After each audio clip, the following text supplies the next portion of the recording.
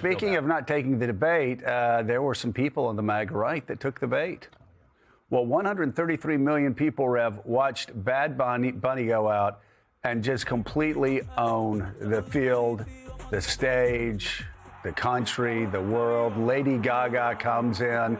This was a pretty extraordinary statement. Ricky Martin, it was 133 million people watching this instead of alternative programming where they had a guy performing who, of course, throughout his career has preached the glories of, and Franklin Graham, I guess, likes this because he said it was a God and country thing, but a guy who has preached the glories of having sex with underage girls and setting up escort services atop the Four Seasons, cowboy.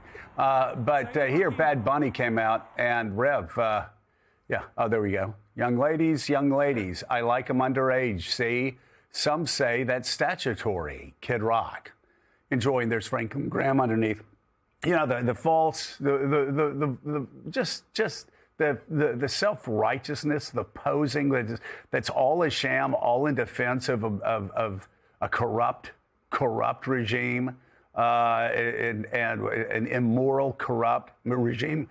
And the people in that regime, it seems a lot of them members of the Epstein class, either members of the Epstein class, as John Ossoff said this weekend, or defenders of the Epstein class and protectors of the Epstein class and protectors of the Epstein files. And that's who Franklin Graham is getting self-righteous for? Yeah, clearly you have the defenders there, the people that want to look the other way, they want to turn the other page, yet they want to hold up the moral standard to everyone else. And I think that it just shows who they are. I mean, you have a prayer breakfast, which is traditional and bipartisan, and which used to be a great event. Great event. The president gets up and uses it to attack his enemies. Yeah. And then later that night puts out this video that he claims he didn't know was there, depicting former President Obama and former First Lady Michelle Obama as apes. The same day that you just had a prayer breakfast. And they wonder why people take their whole pretension of being moral barometers and religious figures less than serious, because look how they behave. I think that it is big losers, the Patriots yesterday and the MAGA ball or whatever they tried to do as an alternative. I don't know what it was, but I hope they enjoyed it. David Drucker, the alternative programming didn't work out too well. 133 million people watching Bad Bunny. But I will say it is if the intention was to provoke people that support ICE and whatever they're doing in Minneapolis, then mission accomplished. Yeah, I suppose so. You know, my problem, Joe, is I don't get offended very easily. So exactly. I don't own any of Bad Bunny's music. I'm familiar. You know, I know he exists. Yes, I'm not the target demographic, but I watch the show because I'm watching the game, and I'm like, that's kind of a good show. It was entertaining. By the way, my high school Spanish is so rudimentary. I didn't understand a word the guy said. He's speaking too fast. But I grew up in L.A., Los Angeles, and you know that in a way it was a very American show because you grow up in major cities in this country and they're speaking all sorts of languages because people just got here. They're, you know, by the time they have kids and grandkids, those people don't speak the home language anymore. As is the case for me. I mean, I can listen to Yiddish, but I don't speak it. But you know, my father spoke broken Yiddish. His mother spoke perfect Yiddish. So this is just the way America goes. You want to turn into an alternative halftime show? I mean, that's how big the Super Bowl is. You can have an alternative halftime show. Go do it. The other thing I'll say, Joe, right, and this is capitalism. The growth market for the NFL, they've decided, is international, right? I mean, next year they're scheduled to have 9 games overseas, regular season games. I mean, Australia, Brazil, Mexico City. There's a new stadium in Mexico City. I'm pretty convinced in my lifetime that there's going to be an NFL franchise in Mexico City at the very least. Yeah. And the NFL is looking to grow its business. So when the most streamed artist in the world happens to be an American from Puerto Rico who speaks Spanish as his first language, and that's how his music is. You think they're not going to try and hire him for the halftime show? I mean, of course. So, right. Fine. Yeah. Be angry about it if you want, but this is not a big deal. No, it's not a big deal unless, of course, you are a bigot and you want to go around saying we need Americans. As I saw so many people over the weekend, Americans should be. He is American. In fact, he's more American than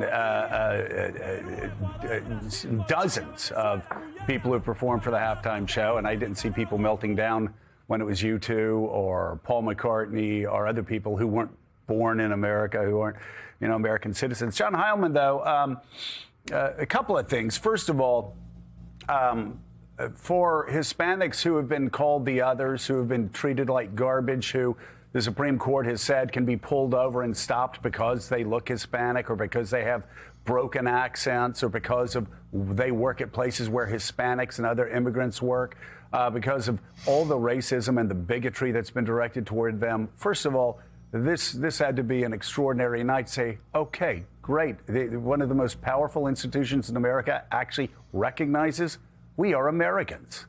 We are Americans. That's the first thing, because there are a lot of people that somehow couldn't figure that out.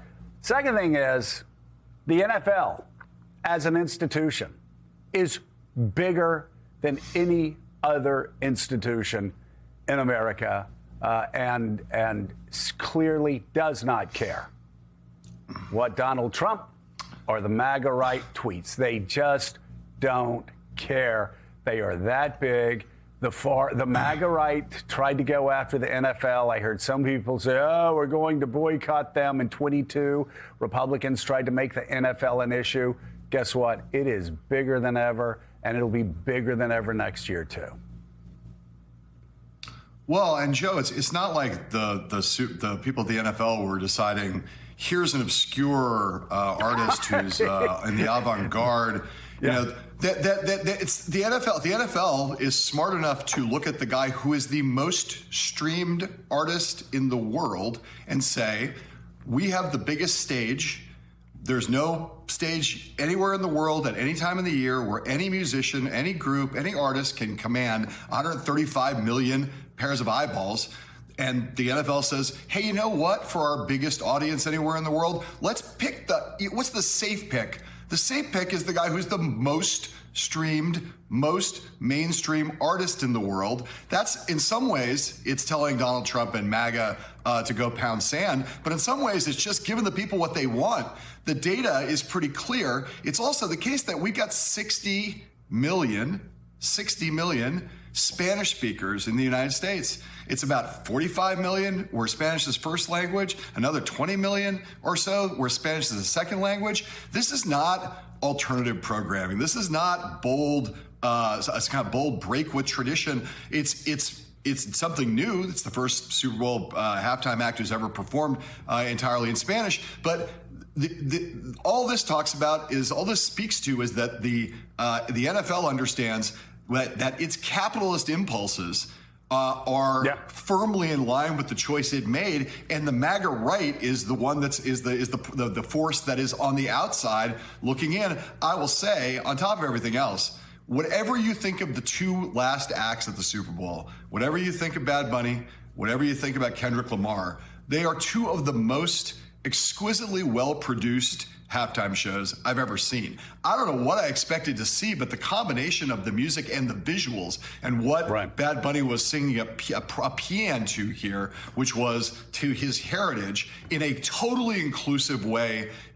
Every headline covering this thing was Bad Bunny's message of unity. And, for all these people who thought, well, he's going to go out there and get political and he's going to say stuff about ICE. No, he did a very mainstream, beautifully produced call to everything that's good about how America sees its culture. And he shut up his critics in every possible way last night.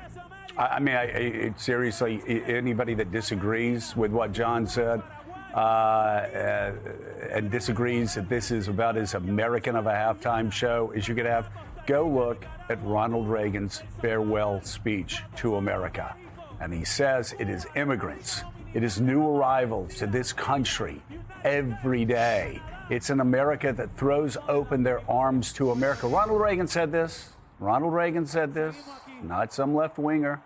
Ronald Reagan, last speech to America, he says that's what will keep America forever young, forever vibrant, and forever ahead of the rest of the world. That's what we have. That's our gift. It's been our gift for over 250 years, and it remains that way. But just to John's point, for people who are freaking out about Bad Bunny, Brett Favre, I don't know, but while he's counting his, what was it, Medicaid money? Yep. I don't know who this guy is. Okay, that's fine. I don't really. I don't have Bad Bunny songs. My kids love Bad Bunny. That's fantastic. But this is about as radical as getting the Beatles to play at the first Super Bowl in 1967, or getting Led Zeppelin to play at the Super Bowl in 1975. You're getting the biggest artist in the world. And if you're the NFL and you like capitalism, why not? So I don't know why these socialists hate capitalism so much, and they hate a company doing what's best for their bottom line, but they obviously do. I feel sorry for them. Maybe they should read some Noam Chomsky, because this is American capitalism at its best. Yeah, it was purely American, the capitalism and the message. And you're right, it wasn't like the Grammy speech, Caddy, where he actually talked about ICE, but he didn't need to. It was subtly political last night. It was indeed, as John Heilemann said, inclusive. It was a love letter to Puerto Rico. It was a love letter to all the Americas. And he listed the roll call of nations at the end. And it was, in this moment of February 2026, a message sent, but a message that I think a lot of Americans probably really wanted. A message of it's not about division, it is about unity. Yeah. Full disclosure, I did only watch the halftime show. I wasn't watching the whole of the game, so I wasn't there sympathizing with you. Lamia, sorry about that. But look, the politics was the joy. I mean, that was it. People had speculated, would he come in and make some kind of statement like he did before the Grammys? And the statement was there, but the statement was about a celebration of his heritage and all the people of Latin America. I mean, even Erica Kirk couldn't have been offended by this show, because the very last moment of that show, what did he do? He reiterated what she had said at her husband's funeral. The only thing more powerful than hate is love. I mean, he could have picked up the phone to her and said, Erica, you agree, don't you? I mean, it was very hard to have been offended by this show, and he made a point of doing that. And I think that's why it was so incredibly powerful. It was also super clever. I mean, it was it was like watching a musical, a mini whole Broadway show in the space of 16 minutes, with the couple who was actually getting married, the young kid. I mean, what was not to like? And I think that was deliberate. He went for joy over politics, and in a way, that was what made it so successful. And you're so right. In the background, the only thing more powerful than hate is love. What an incredible message. And sign me, I'm with David Drucker here. I just, these people that get offended so easily. Seriously, come on. Come on, take a deep breath. It's ridiculous. Still add on more.